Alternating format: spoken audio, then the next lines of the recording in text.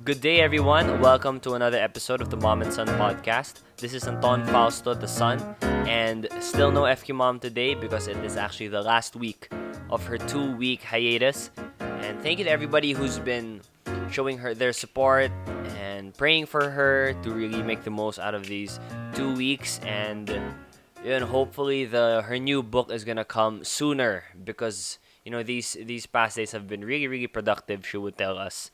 Yeah, actually last week she didn't have lunch with us. That was her style eh. Parang she'll have lunch by herself and she'll just join the family for dinner. So yun yung style niya. We'll talk more about it next week. But anyway, today we have another sort of related to 808 Studio pa rin. We have one of our head instructors, Cam Lagmay, to guest on the show. We're gonna talk about her journey as a fitness instructor, but then not just that, because what I find really interesting in the realm and the topic of physical fitness is that it transcends physical fitness. We don't take care of our bodies and get fit just to look good, diba? Just to lose a couple of inches or a couple of pounds, because it's actually the holistic well-being that I am very intrigued and curious about, because the physical fitness relates to well-being, whether it's mentally, emotionally, even spiritually, and we're going to get into that into this interview. So without further ado, here is my interview with Cam. Welcome, Cam Ngagmay, to the podcast. Thank you very much for your time and for the stories that you're gonna share. I'm very excited. My first question is, what time did you wake up today? Because for those who are listening, you can't see Cam is in workout clothes. I think it is her. If there are cartoons that have just one, or movie characters that just have one type of outfit, Cam's would have to be workout clothes. Hey Anton, and hey everybody listening. Thank you so much for having me. It's a pleasure to be here and an honor to be here. This morning I woke up at 7 a.m. That is my regular routine, and I usually get a workout in before anything else. If I don't get a workout in or it's my rest day, I meditate first for 10 minutes. So that's part of my routine. I stretch for 20 minutes. I make my coffee, eat breakfast, and make sure I get my fruits in. So my morning is pretty much dedicated to my self care because that's how I start my day. That's how I want to set the tone for my day. So yeah, to answer your question, I wake up at 7 a.m. every morning, and it's just part of me already that I cannot take away, and it has benefited me so much in my journey in life and in my career because it just sets my mood for the day. And when I set that mood, I'm able to share that energy with the rest of the world. So I'm glad that you are my first interaction for today, and I'm excited for the stories that we're gonna share with each other. So you wake up at 7 a.m. and um that whole process of self-care, exercising or meditating, how long is that before you, like, for other people, like I guess myself, it's wake up, try to get up, eat breakfast, and then like start to work and stuff. How long is Yeah. that process for you from 7 a.m. until you quote unquote really start the day na talaga? About 2 hours because I really time everything. So from when I wake up, I meditate for 10 minutes, I stretch for 20 minutes. If I need to get a workout in the morning, I'll do that. But if it's my rest day and I have a class later on and I need to preserve my Mm-hmm. body, again, I will make sure that I make my coffee, eat breakfast, be efficient with my time because I really make sure that everything is timed because whatever you can manage and whatever you can measure, you can manage. So Mm. again, like it's really important for me to time everything. Well, it's not being OC, it's not being like really anal about like me being on schedule, but it's just working efficiently really and allotting time and putting energy into things that matter. So I don't like starting my day like lazy or being on my bed or just like scrolling through social media mindlessly because when you start your day mindfully, it carries on to the rest of the day and the rest of the week. And like when you're organized like that in the morning, you make your bed, you do these things that really are part of your routine. Parang it's a ano lot easier for me. parang natatamaan ako with what you're saying kasi the things you said, scrolling aimlessly through social media, parang, Oh parang my ako yun ah. goodness. Tapos waking up lazy, parang ako rin yun ah. When did this ritual start for you? Was it something na you just developed in the pandemic, or was it like since you were a student? Well, I was part of the UP Pep Squad when I was in college, so that really played a big effect on my discipline. Like if I were to compare it to anything, it was like I was in the military, to be completely honest. I was also the captain of the UP Pep Squad, so I knew a lot of people looked up because of the things that I do or the discipline that I would show. So that I really took it upon myself to learn and research on how to be organized, how to really start your day, and how to improve your lifestyle with those small little habits that you make in the morning. So during the pandemic, it actually strengthened a lot more because I'm just home, like all the more I could dig into the details or the more I could write stuff down and really jot down my morning routine. So again, it solidified when I was in college, really. I was about maybe like 17 years old. Like I had that routine going on for me already. And then it really stuck with me 10 years later. Like I'm still with it and it has done wonders for me. What I find very interesting then with how you're, right, you have a schedule for things and there's a reason why this takes this long, and this is why there's a reason why you're doing this in this certain order.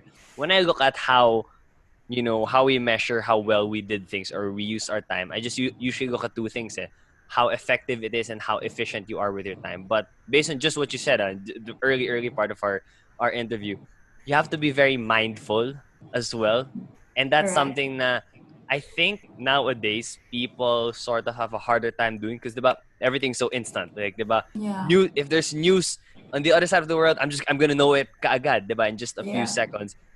I'm curious, how did you? Because people kind of know that you're supposed to be mindful, but then how did you?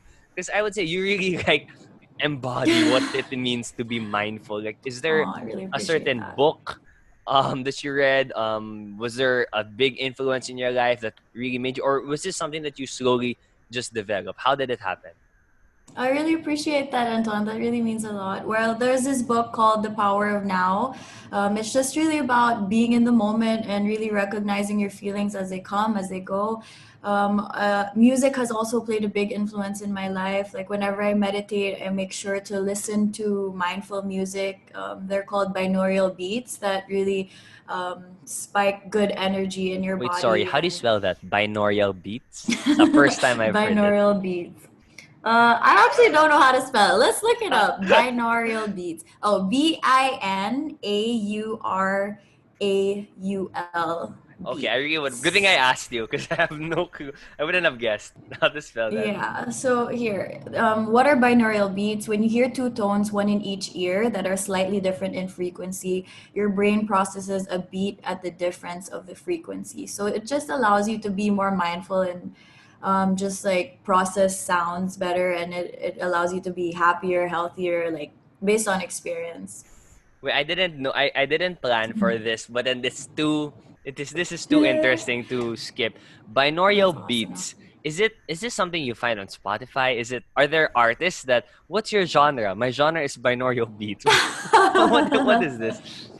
You can literally find it anywhere. So it's like a kind of therapy and it's a self help method that people can use to treat conditions like anxiety or just like to spike mindfulness. And people really suggest, and people suggest for you to listen to it to just like clear your mind and make sure that, that your perception is clear. Wow. Okay, So yeah, you can find it I'm anywhere. gonna look Like into that. I'm gonna look into that. yeah, That's find very it. You can find it interesting. anywhere.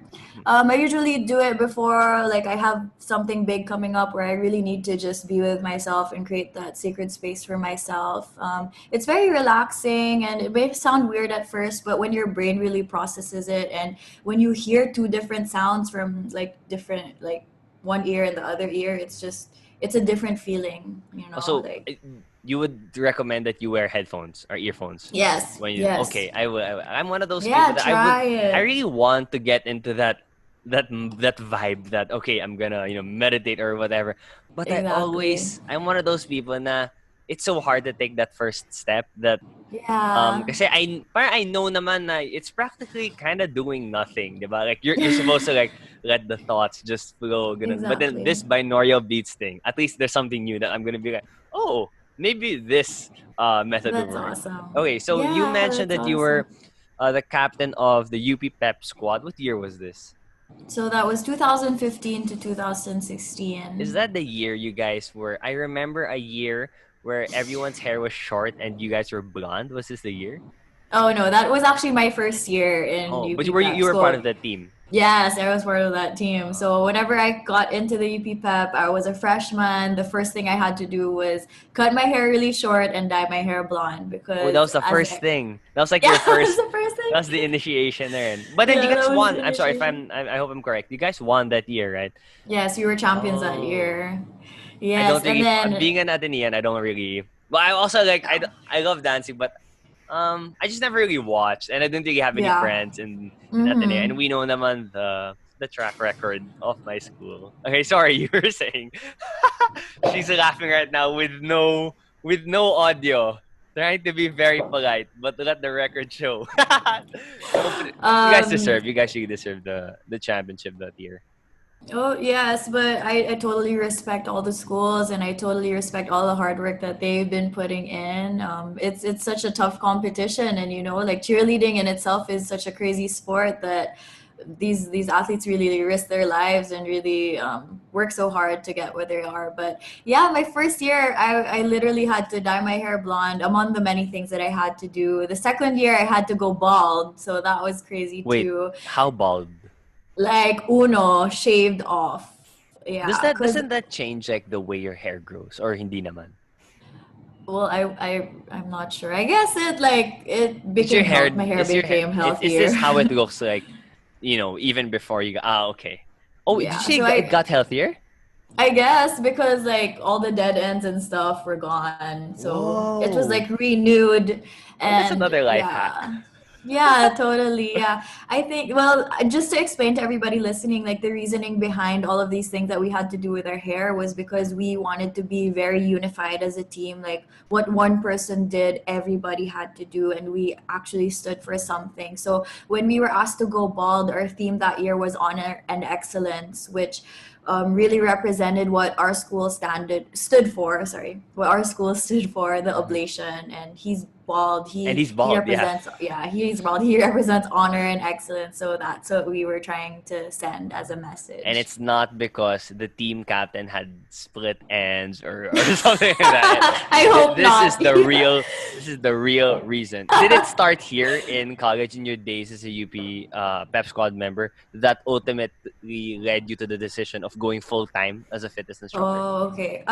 Well, I guess when I was captain and with everything going on in that time, like I knew it was my passion, but I didn't really think that I would do it full time because just a brief background, all my family members are academicians. Like my parents are both lawyers. All my brothers, my older brother is a How many lawyer. siblings do you have? I have two siblings. I have one older brother, he's a lawyer right now, and a younger brother who is taking community development in UP Diliman. So yeah, they're all academicians, and I'm the only one who's into fitness. And it was just at first it was a questionable thing in my family, like, are you really gonna do this, or are you sure that you can sustain yourself with this job? But for me, I realized that I could do it once I was receiving all the support from all my peers, all my employers, the founders of the companies that I worked for, and when I was financially secure, and when all of these just like exposure was given to me with regards to like magazines and like online stuff, all these podcasts. Because they were seeing that I was actually really, really into this lifestyle and I was really committed to it. Like my heart was in it, my mind was in it, my soul was in it. So I think UP Pep was really the start and what sparked the passion in me, what sparked the joy in me. But when I really started working and when I received all these feedback from everybody else and all this support, that was a big defining factor also that I knew that I could do this full time. And once I did it, I never looked back. I never let go of it and I kept going. Was this straight out of graduation or did you try something else first?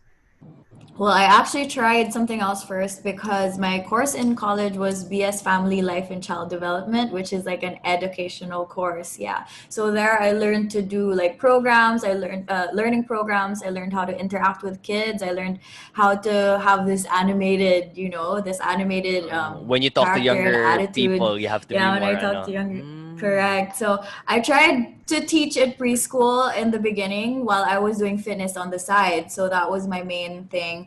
But then I realized that I could grow my fitness career, and I could make it my full time. So yeah, I just like after all that preschool work, I was like, I'm done here.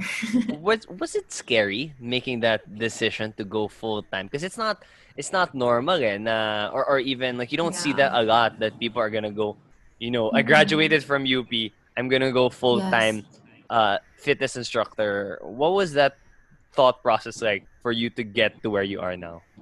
Well, it was pretty scary because, of course, you have to be financially secure. That's the first thing that you have to think about. Because if you mindlessly do these things, it's like, oh no, you know. But yeah, it was scary at first. But I am very very grateful that I was given all of these opportunities. Like my first real job was in that indoor cycling studio that I used to work for before.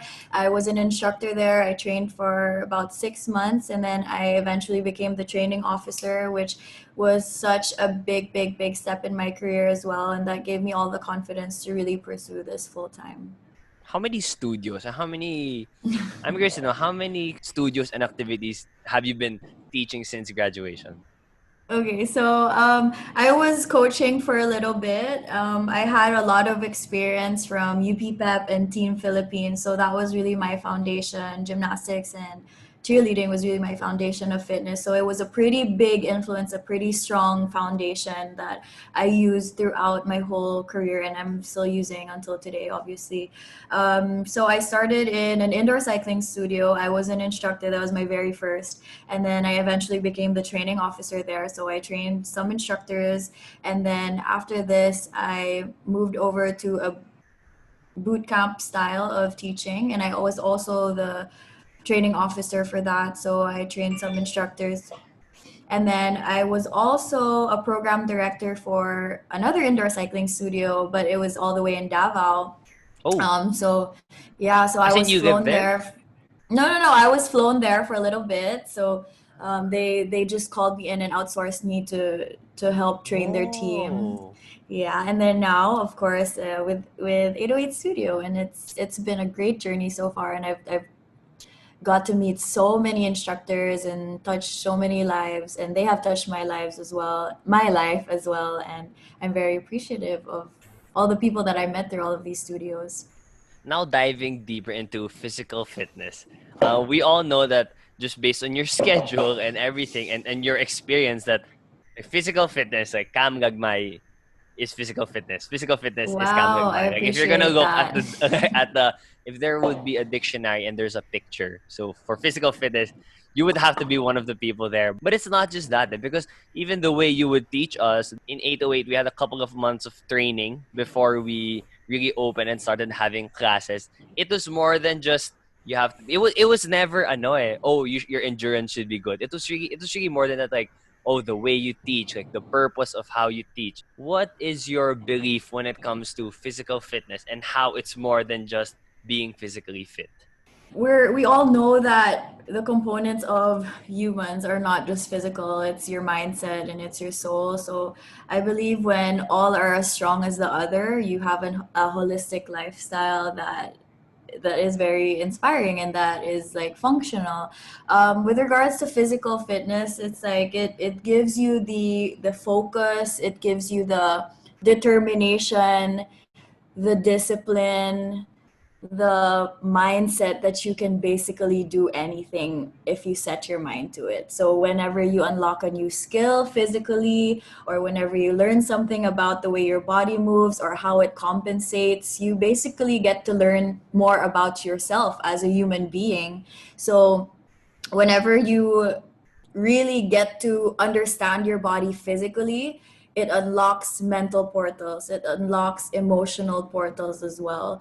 So I'm a firm believer in that. Like when you truly feel uncomfortable with your body, you truly feel uncomfortable also with anything in your mind or anything in your soul, you know. It's about acceptance also. Like no matter what shape you are, no matter what your fitness capabilities are, that will always translate into your mindset and into your soul, which is like it goes both ways also. Whatever you are thinking, it also translates into your body, or whatever you're feeling, it also translates into your body, because everything is connected. It's not just one over the other. It's not mental over physical. It's not physical over mental. They're all connected. I totally agree. Yes, very zen. It's very I zen. totally agree with what you're saying. And what Yeah. I find interesting, like I want to share what I find interesting about physical fitness is that I guess this would be the most concrete one, because if you look at emotional well-being, like it's a feeling, and it's so Yes. abstract that sometimes, no, not even sometimes, like more often than not, we can't articulate what is it, diba? Parang there are days you just feel weird or you just feel bad na parang I don't understand how come it's that, or if it's mental, parang there's no, you can't look at your brain and say, oh, my brain is healthy. But when it comes to physical fitness, oh, thank you for the clapping emoji. When it comes to physical fitness, you can, like what you said, what you can, sorry, what's that, what you can measure, Manage. you can manage, you can measure it, you can really see, like, oh, I can go longer now, I don't get tired that easily. When it comes to fitness, you can measure it. But then as someone who's been practicing this for a while, how can you check on the well-being of the other aspects of yourself? There's this thing that I always do. Obviously, it's called, well, not obviously, but there's this thing that I do. It's called introspection. So it's really managing my emotions and my mental state. So aside from physically checking myself, I also introspect. And to give you a few tips, there are 5 tips that I can share with you. So first thing is to really check in with yourself. Really ask yourself the right questions. You have to answer them honestly, because having that conversation with yourself is just as important as having them with other people. Number 4 would to be implement them in your life, like actually implement these new changes based on the answers that you've given. And number 5 is reflect and repeat it again. So again, number 1 was is to check in with yourself. Number 2, ask yourself questions. Number 3, answer with honesty. Number 4, implement them in your daily life. And number 5, reflect and repeat. Is this something you came up with by yourself, or did you can't Yeah, this this is is this is the cam code. Do you have yes, it? this Sorry, do is you have the a name cam to it? code. Well, now you just named it Now, for me, oh the cam wow, I code. love it. I love it. Such an Yeah, honor. Okay, so that's the yeah, cam code. Those 5 steps. All right, I will yeah. be, as I listen to the special music we were talking about. I will try to do the cam code. Okay, Yeah, now appreciate that. now we're in this topic of well-being, holistic well-being. I want to bring it to what's happening today, and it's very relevant. It's always relevant, holistic well-being, but then now it is it's even more important. Like I think the the need for it. How do you still continue that practice despite everything that's going on? Because everywhere you look, it's bad news. But everywhere you look, is oh my gosh, may ganyan, oh, there's a new problem. Oh, there's a new problem. How do you keep it together during a pandemic? Well, during the pandemic specifically, like something that I came up with at the very beginning was the saying that because we can't go outside, we have to go in. So it's always Ooh. about looking Again, wait, in sorry. and Yeah, can you say that one more time? because we can't go outside, we always have to look in. Yes, so you Wow. have to go Wisdom. inside. Wisdom, yeah. But it's really about, having that conversation with yourself and really creating that sacred space for yourself and making time for yourself, because when you truly understand what is going on in your mind, given all of these feelings, anxiety, uncomfort, when you face those demons or when you face those shadows within you, it's easier for you to relate to the world and really um, shed light on the things that are important and the things that matter. When you face everything that's going on inside, you don't project your feelings onto anyone. You really face them as they are, and yeah, that's something that I've always lived by. So it's really about going in and really facing what is confronting what is going on inside, whether it's negative or positive, and then transforming that into something that is useful to the world, or something that will inspire others, or something that will make other people's lives better based on your personal experience with yourself. Something I picked up from that is that it's not, being in a good state, being okay isn't the absence of bad things. Like if you could put Yes. it as something simple, it's not I'm okay not because there isn't bad things happening around, but because I can face those bad things and parang learn. Am I saying and learn to be okay with it and learn to live with it? It's that acceptance. Yes, acceptance really. Like, it's normal for humans to feel a certain way, especially with all of these things going on in the world, with all of the uncertainty and all of the injustice going on in the world. It's normal to feel hurt, it's normal to feel pain. But when you use that pain into something good, they call it spiritual alchemy. It's transforming whatever you're feeling inside, or transforming a negative event into something positive and into something useful. So that's something you can look up as well, spiritual alchemy. Spiritual alchemy. Okay, I'm gonna look that one also. You Yeah. mentioned turning something negative into positive, and actually one of the questions I wrote down was how do you keep your ever radiant positive energy? Because anybody knows that when Cam Lagmay walks in the room, it's like you have to turn it up two not one. You have to turn it up two notches. Like um like it's very good vibes, but at the same time, it's not. I'm not to put it down, but like it takes more energy. Like I can feel like if I'm gonna have a conversation, like let's say I'm in a room and just having a normal conversation with a group of people. When Cam comes, it's like everyone has to parang, I'm like there's Gotta more step it energy. You have to, up. I know, like there has to be more exclamation points. Like the letters are more often than not capital. Like there are more emojis. If I could just like relate texting when it comes to conversation. So since there are You're more so negative funny, stuff Anton. happening right now, you get to make even more positive stuff out of it. Well, it's in the way that you deal with things, I guess. Like it's up to you. It's our duty to do that, and it's our choice to do that. So if we say it so, like because like there's so much negativity, it calls me more to be more positive. Then if you really embody that and really take that to heart, it's possible. So yeah, How did you did that what answer your yeah, question? yeah, yeah. How did you Yeah. have any challenges? Like was there a huge challenge when the pandemic started and for you to be like kasi I know naman it's a process like physical fitness there is no okay what if I get to go to the gym every day for a year that's it like I am good na for life there is no end there like it's a continuous journey so I'm sure that there are struggles and challenges along the way so for everyone else who they haven't done the cam code yet, they haven't learned spiritual alchemy yet, what challenges did you have to face through specifically during the pandemic, and how did you deal with them? Challenges, I guess, were first of all my family safety. I really just really because my back home I have a grandma who lives with us, so it was just something that was very sensitive, meaning I could not really visit my house. I couldn't really see my family. So that was That's one of in the Manila biggest also. challenges. Yeah, they're in Manila Okay. also. They're here in Pasig, but that was one of the challenges that I had to face. But again, being separated from my family, that was a very big thing for me. Um, how did I get through it? I just really made sure that I knew that I was still more privileged than others, and I took it to heart that this is just a phase that we all have to go through together, and just I had to keep it together for my family.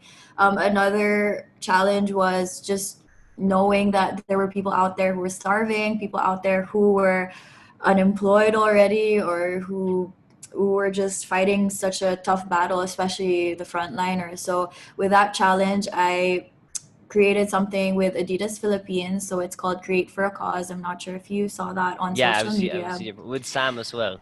Yes, with Sam as well. But these were actually live workouts that we would do for the benefit of frontliners. So we were able to raise like 12,500 pesos and feed 250 frontliners because of this cause. So that was something that I was able to do to overcome the challenge. So basically, what I learned from it was that you can really overcome any challenge with a positive mindset, and there's always a way around challenges, as long as you have people around you that will support you and believe in your causes and help push whatever you believe in as well. We have to be thankful, syempre, that there are people who have it worse, who aren't as fortunate. That is one way to look at it. There can be that guilt na how come I'm okay and how come there are so many people that aren't okay. But whether or not there's a pandemic, I feel like this is gonna be a reality, for the rest of your life, that there are always gonna be people who have it worse and there will always be people who have it better. Like, that comparison is always gonna be there. So how do you deal with this quote unquote guilt? Like, how do you face it? Like the other negative things that you have to face in life. How do you face that, specifically the guilt of I have more than other people, and parang do I don't even really deserve it. I was just kind of born into this. How do you deal with that? Yeah, I totally agree with what you said. Like, we are so lucky that we get to stay indoors without any um, worries, or not without any worries, obviously, but we are very, very privileged and very, very lucky. We are very grateful. So, staying in that grateful mindset really helps, because when you're grateful for everything that you have, you notice that people out there are struggling, people out there need your help. So, I guess it's really, how do you deal with the guilt? You do something about it. You don't just stay guilty. You make that next step to actually help and make sure that people are receiving your help. Be a light to the world instead of just basking in all your privileges. You speak Mm-hmm. up when you feel something, when you feel something needs to be said, or you basically you use your guilt, quote unquote, to inspire others and to make people see that they should be grateful for everything that they have as well. So you be that light, you be those eyes, you be that heart, you be those ears for those who need it Mhm. most. And I think what people could do is do the cam code. If they're feeling guilty or anything, just follow the cam code first, and then Yeah. you can probably do something good about it. And you mentioned how you speak up when you see injustice that is really prevalent around the world. And I saw that you and your boyfriend Chris are actually very vocal about this, or very passionate about this. When in movies you're like, oh, this can't get any worse. That's what's happening in 2020. Like, no one Yep, you could know have it. expected and even imagined something like COVID to happen.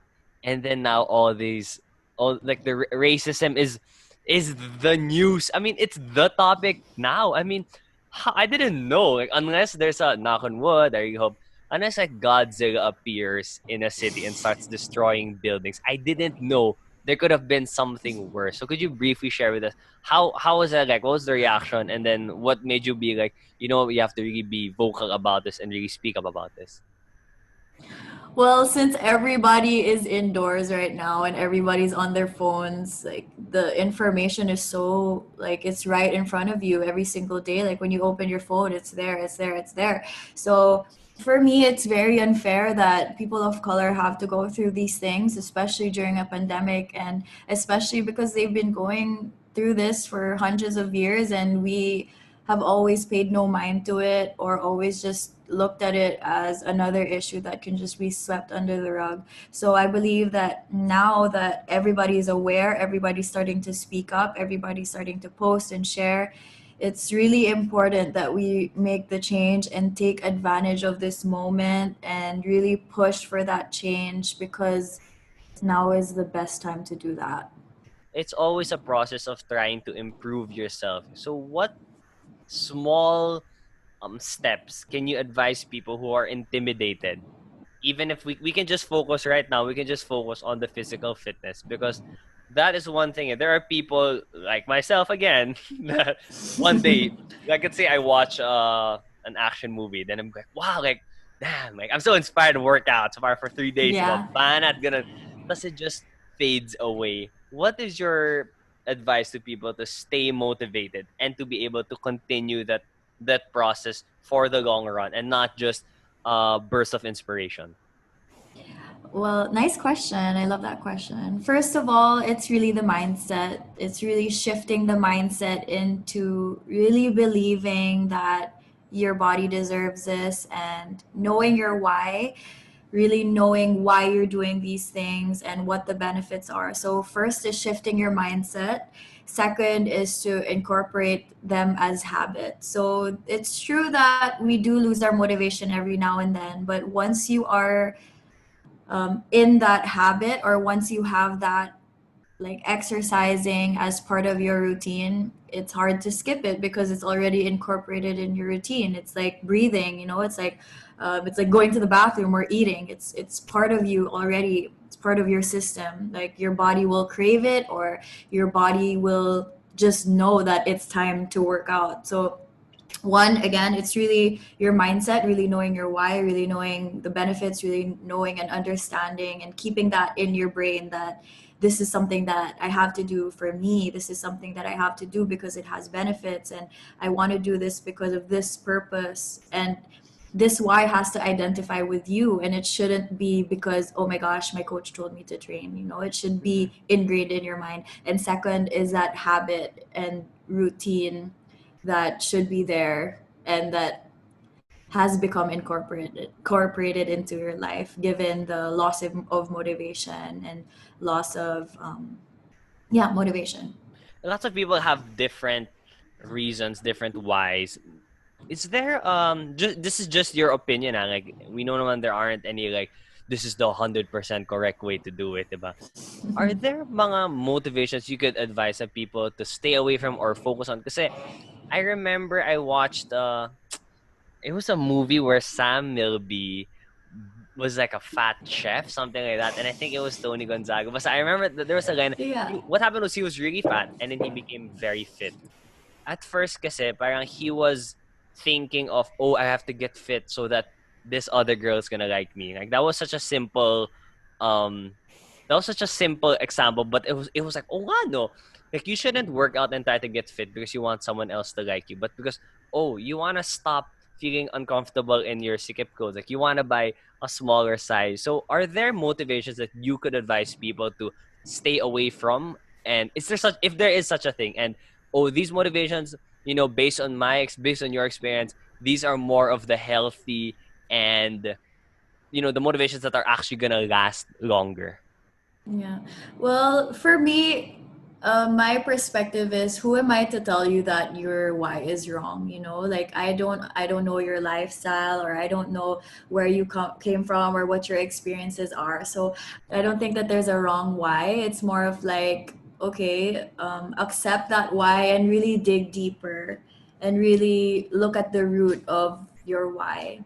There are Mm-hmm. some people who choose physical fitness because they want to look a certain way, or be like the people that they see on social media or something. I guess Mm-hmm. that's something, if there's anything, that's something that I would say no to. But looking at the root of it, it's because they see those things and they believe those things are perfect, but in reality, they're not. So it's just about really listening to your whys and knowing the deeper Yeah, meaning of your whys, yeah. I instead think that's of a me saying that no, that's wrong, because uh-huh. who am I to say, you know? Okay, I'm also asking for myself because I have been looking for those motivations. Maybe there's another way, but again, going back to the camp code, you have to look into yourself and really ask the questions and go Yeah, deep into it. Kasi at times nakakatamad yun to really like think about it. Like you think, oh, to become physically fit, like it's a body thing, but no, yeah, I would say it's really like if your mind isn't into it, like there is no chance that you are gonna really improve that physical fitness. Wow. correct. Unless you have a trainer that is like up your ass every single day. But Yeah. other than that, like even if you have a trainer that's up your ass every single day, there's still a disconnect in your mind and in your soul, because you're doing something forcefully, or because somebody is telling you to do it and you're not doing it on your own, right? Wow. Yeah, it's the motivations that come from within, I guess, that are the strongest ones. Correct. Okay. Wow, Cam, thank you so much. Thank you very much for that. And even if it's not, I mean, in the future, Mhm. hopefully, like when the pandemic is over, I'm sure that Yeah. people can look back at this episode and still apply these Yes, of lessons on how course. to improve their holistic well-being. So, is there anything else you want to add before we conclude this episode? I would just like to add that your podcasts have been amazing so far. I know you guys are on your second year. You have 22 episodes with your mom, and Thank I you. would like to just express my appreciation for you guys, because you guys are really making big steps, and who knows where this can go, and I will always be here to support you. And everyone listening, please do take Anton's class at 808 Studio and keep supporting him as his role as a VJ. And I just want to say that I'm really proud that we had this conversation, and I'm always here to support you, Anton. Thank you for Wow. having Thank you, me. thank you very much. And just like that, how we're ending the episode is how we started it. Very positive, still very Yes. mindful. So I hope that everybody that listened to this podcast picked up a thing or two. You know what? No pressure. Like if you didn't go to Zen mode 1 week after listening to it, it's fine. It's a process that everyone's going through. And with that, thank you very much once again to Lagmay for joining us. Thank you so much, everybody, for listening. The Mom and Son podcast comes out every Tuesday, 7 a.m. and can be streamed on Spotify, YouTube, Buzzsprout.com, Apple iTunes, and Google Podcasts. Join us every week for your weekly dose of family, finance, passions, and everything in between. We want to know what you think. Email us at antonfausto@gmail.com and join the conversation.